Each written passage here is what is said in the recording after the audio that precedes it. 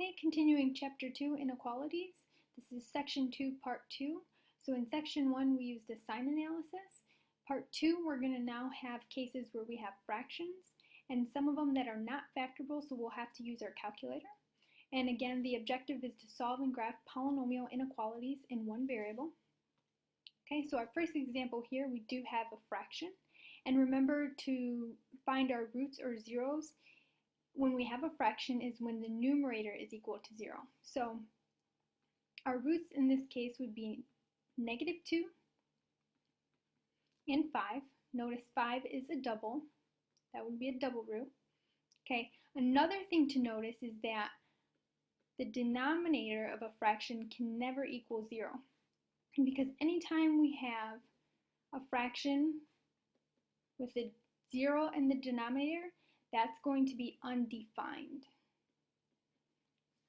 Okay, so when we plot our roots, we have -2.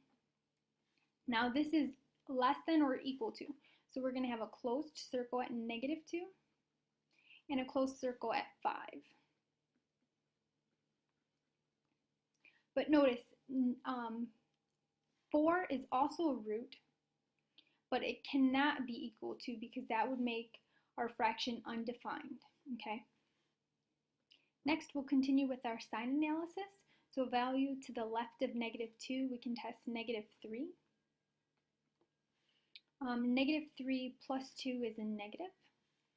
We can expand this, so this is actually x minus 5 times x minus 5 because that's a double. So -3 minus 5 is a negative in each of those cases. All divided by -3 minus 4 is a negative.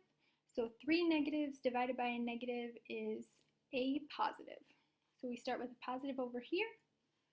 Then using our shortcut, -2 is not a double, so that means our sign will alternate.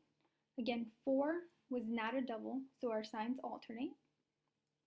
But 5, that was a double, so that means our sign has to stay positive on the other side of 5. So again, the sign stays the same if it's a double root. Lastly, we can determine our solutions, and in this case we're looking for when values that are less than or equal to 0. Less than or equal to 0 is negative values. Okay, so our solution is going to be between -2 and 4. But notice, 4 cannot be included. That was an open circle, so we cannot make our sign equal to. Okay, so that's one of our solutions, but notice where the 5 is, those were positive, so they would not be less than 0, but we're also looking for cases that are equal to 0, and at the instant of 5, it is equal to 0, so we have x equal to 5. These are our two solutions. Next, we're given a polynomial, and we need to ask ourselves, is this factorable? This one, no. So what we'll do is put it in the calculator. Okay, so putting it in the calculator, okay, notice I have 2x cubed plus x squared minus 8x plus 3. Go ahead and graph it. Okay, so this would be the graph. Now we need to continue and find our zeros or our roots like we have been. To do that, we do second trace. Option 2 is 0. Now to be to the left is going to be below the x-axis. To the right is above. And guess. So one of our roots is x equals -2.41. -2.41. Yes. Okay, so that's one of our roots. Next, we need to calculate one here, and a second, and a third there. Okay.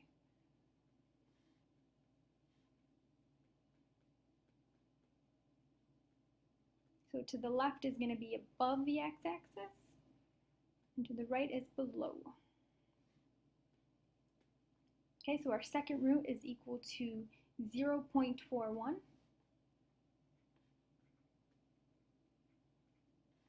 And lastly, we can calculate our third.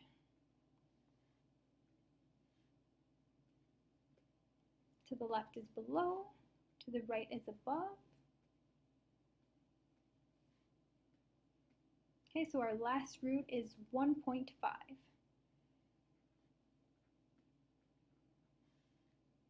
Okay, so when we use our graph, when we're using our calculator and we're looking for our solution to be greater than 0, instead of manually using our sign analysis, we're using our calculator. So when values are greater than 0, we're looking for when they're above the x-axis. So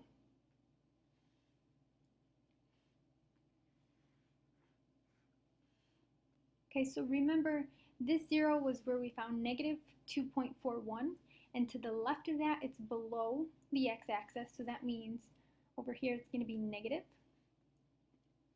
Then to the right or between our two zeros, it's above the x-axis, so it's going to be positive.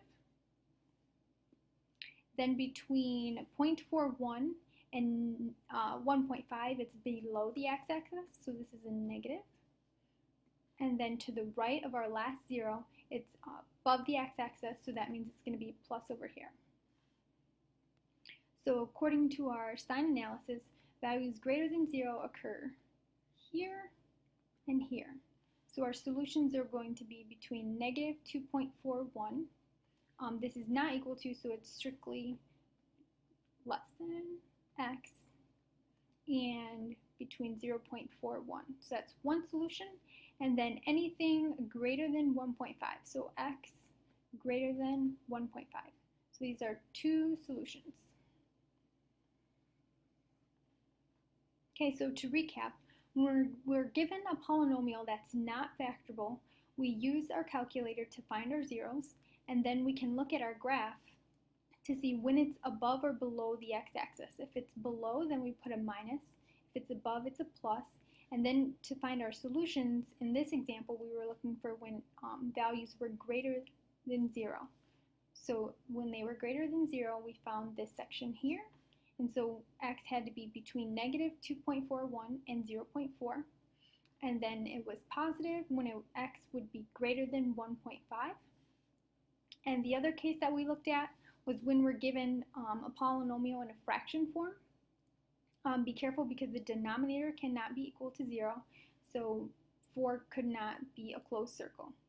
Okay, so hopefully this all makes sense, and we'll go over this a little bit more tomorrow. Have a good night.